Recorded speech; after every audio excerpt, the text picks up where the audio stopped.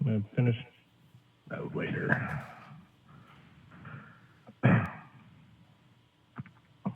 Awesome. Aaron, welcome. We're live. I noticed I made a mix-up the last couple of weeks when I posted what we were doing. This is episode 9. So I skipped when I got back to counting and I said episode 7 twice. So that'll confuse somebody. But this is the 9th week we've been doing this. Yeah, it doesn't seem like it. No, it doesn't.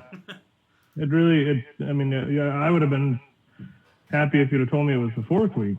So that's good. It's good though. I'm having fun with it. It's good to read these books and chat about how they relate to us in the world, and yeah, definitely good. Been good so far.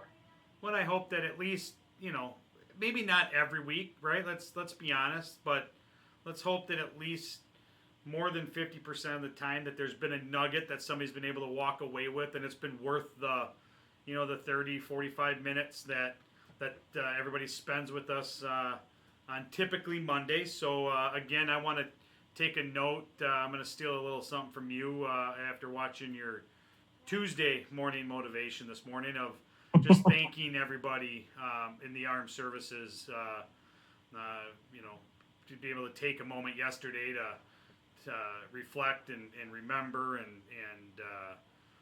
just be thankful for who we are, the country we live in, and the sacrifices people have made for it. So I'll take a note from what you did this morning as my coffee's being delivered here. So yeah, and I always think of my grandfather who passed away about 4 years now. He was the World War II vet, and I definitely encourage any of you that are out there, if you still have somebody in your life from that era, to sit down and listen to them and understand what they went through for us. They're always very willing to share, and that's likewise too with anybody else that's in the armed services. Just sit down and talk to them and understand where they're coming from and what they did, and it's amazing stories. It's good perspective for you, and I firmly believe that it helps heal some of those wounds that we can't heal with a Band-Aid or a bandage. It helps them get it out. So I have fond memories of the stories my grandpa told me from World War II, and some of them, they'll make you're shocked that you heard these things, but yeah, I encourage it. It's a good way. It's a knowledge that needs to be passed on to many generations to understand what life was like back then. Well, it's a perspective, right? I mean, it kind of, I hope that it helps to center people. I mean, I think back, most recently we lost my wife's grandfather, who was a World War II submariner, and just what that generation had to endure beyond the conflict, right? Just the Great Depression and all that other stuff that goes with it, and ups and downs. We take right now and we look at the whole pandemic and coronavirus, and we're all freaked out or we're all worried, but yet just take a minute, like you said, sit down and talk with grandpa and grandma or great grandpa and grandma, and take a moment to see that this isn't the first time we've gone through hard times, and we make it through it, and we persevere, and I don't know, a little something for a Tuesday, I guess. Yeah, definitely. So, I guess with that, let's dive into the next group here. I think it was chapter 3. Yep. The first 2, then 1. Yeah, and I don't know. I'm going to be honest with you. Out of the book, this is by far the section that resonates the most with me, and I think I spent a good chunk of my time looking back or reflecting on my different paths in regards to where I sat on the bus, or how I sat on the bus, or if I even fit on the bus. So it's kind of, I don't know, it's always a unique perspective for me when I read through this book, and specifically through this chapter, because the whole find the right people to get on the bus is is something that I know I preach a ton, and I usually use the terminology of, hire slow, fire fast, and that's basically what this is saying. Yeah. I mean, it hits you right away in, the first page of the chapter here with, getting the right people on the bus. I mean, you can't say that any better. We oftentimes, we just get people on the bus, and that's not the way that we should be doing it. We always want to point our bus in the right direction. We don't really care who goes along for the ride. And this blows that entire theory right out of the water, and in a good way. I mean, it really, I started and highlighted that section, that second paragraph, right off the bat. I mean, I agree with you. This chapter is one of the best chapters I've ever read in any book. Very good knowledge, very good information. And it's very, and I don't care what you do, what you make, where you're at. I mean, this is something that we deal with every day. Well, and it's easy to be into the pages of this book and say, well, they're talking about, management and upper executives and CEOs and all that, and just be able to quickly say, well, this is above what I'm trying to hire for, but it's not. And yes, it uses those positions and those companies as the example, but I mean, this is something that in the hardscape landscape industry is faced with all the time. I mean, this is one of the most common issues and concerns and things that come up in questions is just, I can't find people, and then we typically maybe for lack of time or whatever excuse we give ourselves, we just hire people. We fill the position. We need somebody to be out there. We need somebody to do this task. We just find anybody that's willing to come in and do it so that we can move on with that. And that's where I get really passionate about saying it's hard, without a doubt. When we're short people, we're trying to get work done. We only have so many man hours a year to get jobs in, complete, and make a profit. That it's easy to just fill the spot, but we have to get beyond that and find the right person for that. And it goes back to the whole culture statement, and that's where the whole second line of this comes in: is get the wrong people off the bus. Find the right people that fit the culture, and the ones that just don't fit the culture or just don't have it. Just you gotta pull the Band-Aid off quick, right? Quick and fast. Yeah, and what I like, and you said culture, and that's what it is. Bar none, that's the name of the game here. That's one of the things that circles around any book that we're reading is culture. And if you don't have the culture, your bus isn't going to go very far. You're going to be carrying all the people on the bus. And I love this. Page 51. There is a quote from Nucor, and Nucor. I had to think about this numerous times. Who Nucor was? Well, Nucor makes rebar, and we used to use Nucor rebar back in our plant. But what they said, this executive had said, we hire 5, we work them like 10, and we pay them like 8. And I read that, and I was like, that sounds like a jerk thing to do. But then when you read it again and again, and then you read the next paragraph, they're talking about creating a culture that breeds success, that turns away the lazy workers. They're not trying to morph lazy workers into hard workers. They're just trying to give those that do work hard and those that want to succeed, give them more benefits and push away the lazy folks. Yeah. So I have read that top page of 51. I must have read that like 4 times. I mean, it's a great way to think about that. You hire a 5, you work them like 10, and you pay them like 8. I like that. Yeah, the whole Nucor comparison or discussion is by far one of my favorites, because you nailed it, and it's going to come up. The following quote the following quote on the backside of the hire 5, work them as 10, and pay them as 8. That the following quote next is going to come up in a slide here or two, because it's one that I know when I was working, I can relate to. When I had the landscape company, I can relate to. So we'll get to that in a second. We'll tease it. Yeah. But, the part that really that really will, I guess, put people back or shock people is the fact that it's the following one here, right? It's then you figure out where to drive the bus. So we're hiring good people. We're getting rid of the lazy, the bad, the non-culture fitting, the whatever, and then we figure out where we want to go. And that's a crazy thing to think about. Even if we just wrap it up in the mindset of landscaping or hardscaping, right?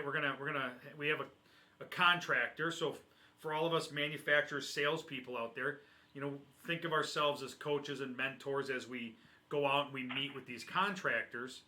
That just because you have a landscape business doesn't mean you should be in the lawn maintenance, or you should be in the fertilizing, or you should be, there's all these different parts to the business that everybody wants to be all encompassing.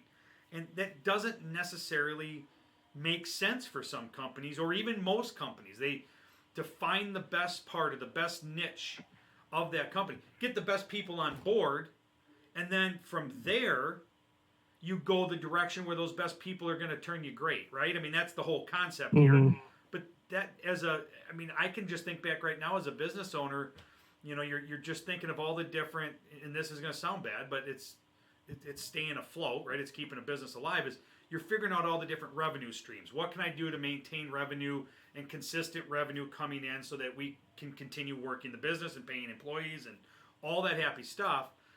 But to stop and think, what? Let's hire the best people we can, the best workers, the ones with work ethic, the ones with the drive, the ones that understand what the business is, and then we figure out where we're going to go. What is our specialty? Where I may have wanted to be doing all, hardscaping, but maybe the people I had on board, I'd have been the best maintenance company in the county, right? And it just didn't even think of that. So. Yeah, no, it's a good point. I think in the manufacturing side, I always looked for somebody, if we're hiring guys that work on the production side, you always look for the guys that were willing to learn, because I didn't necessarily go out and seek the guys that were, maybe master craftsmen. It's hard to find anybody with precast experience in Janesville, Wisconsin, I can tell you that. But if you found somebody that was willing to learn, I was usually pretty lenient in letting anything else really go. Obviously attendance becomes an issue from time to time, but if you had a willingness to learn, then I think you fit into my culture, the culture that I would want at my plant. If you're gonna come in and you're gonna be like, I already know how to do this. You don't need to show me how to do this. I've done this before. I don't want to learn anything new. I mean, that's just a bad culture. That's the wrong person on the bus. But somebody who's willing to listen, learn from others that have been there, I think that for me, that was always the big money maker for me. I liked working with people that wanted to better themselves and learn every day. Yeah. Nope, I'm with you. Some of the as we go on here to this next slide, the key takeaways. Again, it goes back to what we were just talking about. Ask who questions before what decision. So who's going to be on the bus before we figure out, what's the vision of the company, which, I don't know. That's a tough one because as you start a company, you have a vision, right? Or an idea of a set of morals or whatever that you want to, you picture that vision statement as. But the strategy, the organizational structure, the tactics of how you go out and do it. I mean, you got to really stop and think and actually work at this part of it, because when you have good quality people, and the book really talks about finding or taking some of these good quality people and moving them up to 2 to 3 times into different positions to find where they were best at, where they really shine, because it may not have been the first spot that they were put in. Instead of just saying, "Oh, they're not a good employee, we got to get rid of them." No. They had the work ethic, and they had the same moral structure, vision, whatever. they moved them into another position until they found the right one that person excelled in. I mean, that's a, I don't know, that was a great lesson that I did not implement when I was an owner, and it may have been something that I could have used a little sooner. Yeah, but I think that, it happens a lot. And on the manufacturing side, I mean, you hire somebody to say, manufacture cages or reinforcing cages. So you put them in the steel shop. Come find out, they're failing and failing and failing. Well, your first instinct is to get rid of them and replace them. But maybe what you don't know is that person may be really good and really inept to think about things on their own. So they may be a good batch person, or maybe they're a good form setup person. So but you never think about that. You never. I think only the really great companies ever think, okay, this person's just not fitting here. Let's try him in a different role. Very often, it's way too common that people just not working, get rid of them. So. Yeah. Well, and it goes right now to my favorite quote, and it comes from the New Core group, was you can't teach work ethic, right? It's you can teach a farmer to make steel, but you can't teach a farmer work ethic to people who don't have it in the first place.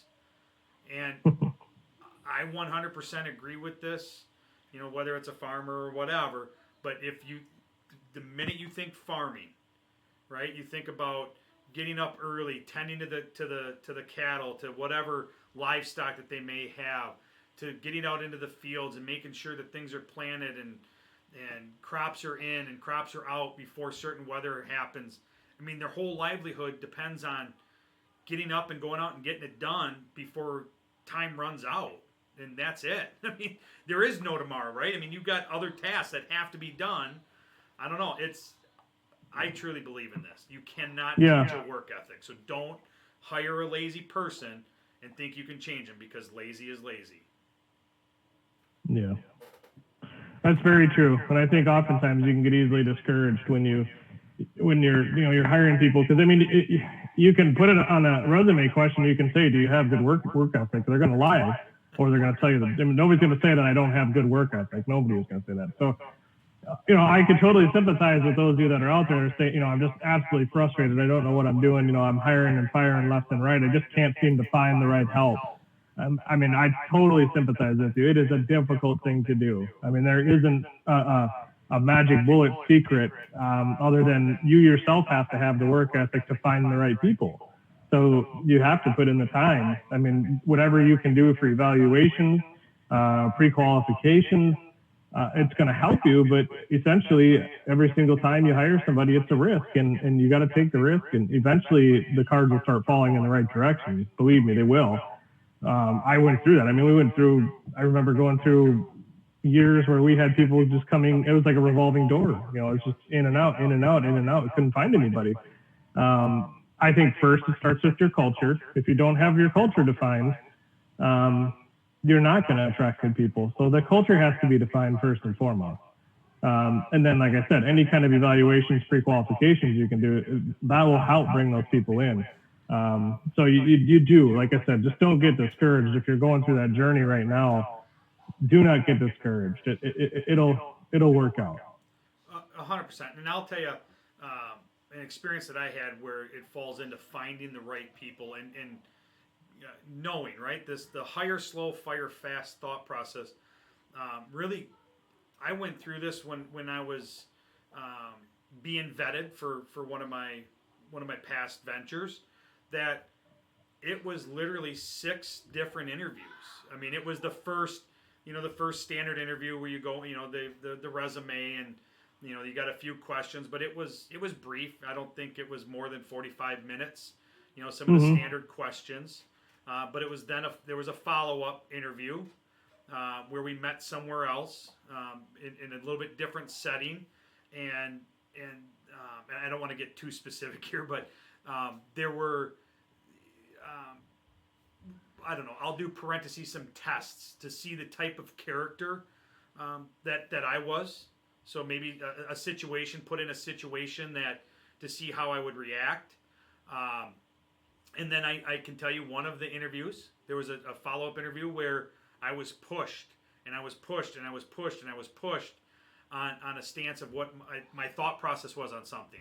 And it was just to see how I would react if I was confronted with, a tough customer or somebody who wanted to disagree or whatever. Just how would I react? Sure. And it was unique. And then, I kid you not, one of the last, it was the second to last interview, was we did a dinner, and it was my wife and I with this person and their wife, and it seems odd, and I tell you right now, I get it for people that, for all of our production guys that are saying, look, I'm looking for somebody on the plant floor or whatever, or the sales team saying, my contractors, I don't have time for this. The time that was spent in there to see if, I could have said all day long that I want this job, there's going to be travel, oh, I know it, I can handle the travel. But before they pulled the trigger on that investment, because there's a time and monetary dollar figure to that, they could pretty quickly see what my wife's reaction was to the travel statement, to understand, is there support at home for what needs to be done, and or is this just going to be a 4-month thing before it just doesn't work out? And for our contractors, our landscape guys, our production sides, maybe it's not 5 or 6, but maybe there's a few in there where we do 2, 3, but you involve some different processes, because that time spent there is worth a lot more down the road when you're not having to get rid of that person and rehire and spending all that time again, right? Training and everything else. The first reaction is typically that's just too much time. I don't have the time or the money to invest in that. And I say you're wrong, because technically you don't have the time or money to invest in hiring and training somebody for the same position 4 times. Yeah, and I think it's more along the lines of you don't want to take the time to do it because it's an arduous task, and you just want to get them in there, get them plugged in, and get them working as fast as possible. But you're right. You go through different interview processes. Do your upfront work, because it is going to benefit you in the long run. Tenfold, it's going to benefit you. 100%. So the 3, it really hit on the 3 practical disciplines. When in doubt, don't hire. Keep looking. If there is something that's just nagging you, it's that gut feeling, everything looks cherry and fine, but something's just not right. It's not right. Just keep looking. Slow down. Fill in the spot as you can. Maybe, a couple long hours for you or for whatever, but keep looking. Yeah, and I like how they put in here, be rigorous but not ruthless, because ultimately we are talking about your companies, and you have to be rigorous. You have to hold yourself to a high standard. You're providing opportunities for people to come and work for you, and again it goes back to the culture. You don't need to be a ruthless SOB, cracking the whip on everybody, but you should set rigorous standards throughout your entire company structure so that people want to excel at work. They don't want to just come in and put in their 8, 9, 10, 11, 12 hours a day, whatever, and just run through the motions. They should want to succeed. They should want to be better for themselves and for your company. So you have to be very rigorous in how you do this, how you carry yourself. It's how you discipline people. It's how you benefit people. It's all of that. That should be all encompassing in a very rigorous set of goals. Not ruthless, but rigorous. I love that. That's a great rigorous, not ruthless. That's something you put up on the wall somewhere. That's just great. Great 3 words. When I like, they also use that in the explanation of getting people off the bus, because that tends to be the scariest portion for most people, right? And in these examples, these were not startup companies. These were not brand new companies that just were great, right? These were companies that were established and going. So this is for everybody that we're talking to. You can start now and define the culture that you want to have, or change the culture that you want to have. And so, Yeah. if you're in the process of finding the right people, you may have some people that are not the right people on board. You need to cut the tie. And it goes back to that whole rigorous and not ruthless. You're not holding on to that person for their sake. You're doing it out of, you know, it's for you. It's to protect your own feelings or, you know, desire to not have to train somebody again, right? It's selfish at the end of the day to not give somebody the ability to get out of a position that they're not doing well in and give them the ability to find something that they enjoy, they like, or they can excel in, right? They described it as stealing part of their life away. If you're hanging on to those people, you're stealing that time from them when you already know that it's just not going to work out. Yeah. Yeah. And that the whole, it's not ruthless, right? Yeah. I really like number 3 here. Put your best people on your biggest opportunities, not your biggest problems. It really emphasized that if all you do is focus on fixing the problems, you're never going to get to great, right? You're stuck at good. Because you're not thinking about the opportunity to grow, and maybe that's a change of direction. Maybe the problems are part of the business area that you just need to be done with, for whatever reason, right? And you go to the opportunity. I just that's really good. I mean, they talked. I think it was Philip Morris, I think, right? Yep. That the gentleman was in charge of all of the U.S. and like 99% of their business was in the U.S. and only 1% was international. And they took their best leader from the U.S. market, took him out of it, and put him in international. And his statement was, I didn't know what was going on. At one point, I had 99% of the business. I was leading it all. And all of a sudden I was put in charge of something that was 1% or less. It's like I didn't know if it was a demotion, a side. It's like I didn't know what was going on, but it was the challenge to then grow that, and that's what great people, right? The right people, that's what they want. That's and they grew internationally, right? I mean, it was huge. Yeah. Well, and I think too is speak on that same principle. And I too, that was another point that I underlined 3 times. It was at the great point. I think if you tend to put your best people on your biggest problems, you're going to burn them out faster than anything. If you just keep having them put fires out, they're going to lose that sense of worth. They're going to lose that sense of value in your company and in themselves. They're going to get burnt out and they're going to go somewhere else. So I think you have to. I'm not saying that you should not put your best people on your problems. I think you should. But you should also put them on the best opportunities as well. The best chance for them to excel, personal gain and personal growth it's very, very important. So they have to have an opportunity to grow within themselves. Yeah, and it's easy for, I can think back as an owner, it's really easy for us to say, oh my gosh, we have a massive fire going on. I can trust you. You're my best person. I just need you on that. And it's easy because then as the owner or as the manager or the leader or whatever, you can turn and face something else because you feel comfortable with the best person you put on it. But like you said, that sense of worth and desire to drive and exceed and win starts to get squashed over time if they're just the cleanup person, right? Yeah, right. Yeah, no, 100%. Yeah, and I was such a culprit of this. I used to do it all the time. It was exactly what you said. You had that level of trust with that person that you just like, I trust you to get this done. So you let him do it, and then you keep coming back. Okay, do this now. I trust you're going to get this done, so I can focus on this. And it's not a bad thing by any means. Like I say, you should be doing those things. You should put your key people in those right situations. But you should also help those that aren't your key people learn. And sometimes they have to go through those hard knock lessons to thicken their skin a little bit.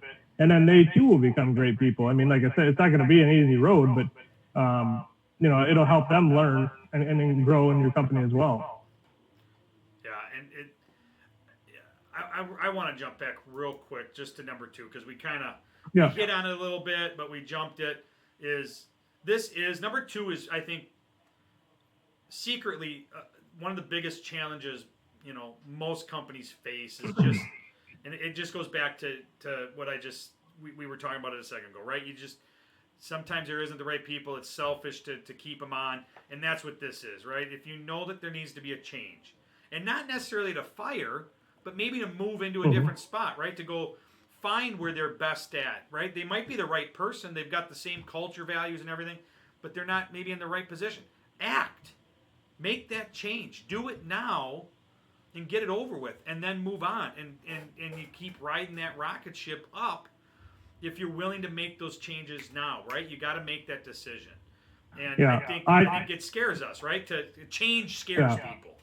Change scares us. That's exactly what I was going to say. I mean, we are in a culture of we fear change. We don't like change. If things are consistent, I'm still waking up and going to bed. Waking up in the morning, going to bed at night. I still got a roof over my head. Why should I change? What should I change? Why? But what you don't know is what would happen if you do change.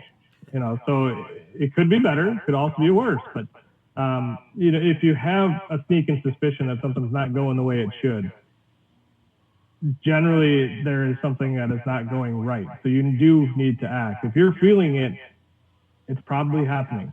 So you do need to act. Like you said, it's not always about firing. Sometimes it's about moving, changing roles, restructuring. So yeah, I mean, you have to. And I always use the term grandfathering because you always had the mindset that I don't want to mix up these things with these guys. I don't want to. This guy's been here so long. I don't want to ruffle his feathers or anything like that. You really got to get past that. That's just not totally the wrong mindset. It doesn't matter who they are, where they come from. They're people, and sometimes you do need to just change. You need to do something, mix it up, change it up, fire people, hire new people, whatever it is. Like I said, if you're feeling it, something is happening. Yep. Yeah, it's so many things that we were like, oh, it was a gut instinct. I had that feeling and I acted, and then we get into where, some of these major decisions, there's nothing different. If you have a gut feeling, 99% of the time it's right. So act on it. Yeah. So yeah, this, I summarized this up, or we summarized. I'm sorry, we summarized this up in 3 slides, right? I'm going to talk about next week here in a second, but it's 3 slides, and it seems when I was doing this, it seems unfair to this chapter because of how much I enjoy this chapter, how much this chapter really shapes my thought process. Mm-hmm. But I'm going to oversimplify. It's relatively easy, right? Wait, let me back up. It's relatively simple. It's not easy because we have to get through and past our fears and selfishness and things like that, right? So a lot of it has to do with us wanting the betterment of the company, not necessarily, right? Because the other part that this really talked about was the 2 different types of leaders. When you're hiring the best people and the right people for the position, it's about putting all those people around you. And they talked about the other type of person, right, which was and I forget the term if you have the book there, it was like the dominant leader or whatever. I forget the exact term they used, but they were a king, right? They were the main person, and they put a bunch of yes men below them, and you can't, you may be very, very successful while that dominant leader is there, but the minute that dominant leader is no longer a part of the organization or a major part, whatever, retires, what have you, all those people that were yes men below don't know how to, they can't make a decision. They don't know how to lead. They were not meant to lead. They were not meant to be really a part of that, right? And everything crumbles. So, I don't know.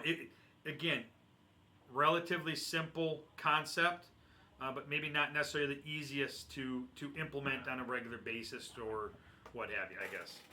Yeah, I mean, we're dealing with people here, and that's the hardest thing to deal with, is people. It's very easy in business if you need to get a new truck or you need to get a new form. There's very clear indicators of why you need to have that. You don't just go out and buy something to have it. You have a need for it. When you deal with people, there is no indicator. There is no right way. There is no wrong way to do things. There is nothing that tells you clear as crystal, I need this person here and this person here. It's all gut instincts. It's all feelings.